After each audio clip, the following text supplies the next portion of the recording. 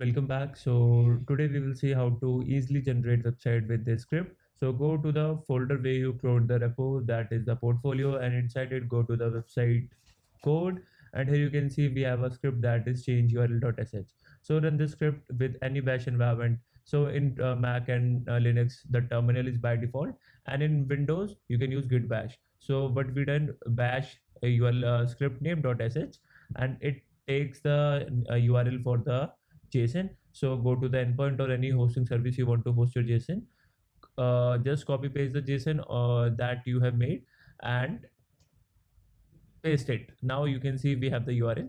Copy the URL and go back to the terminal and paste it back. So here we have pasted the URL.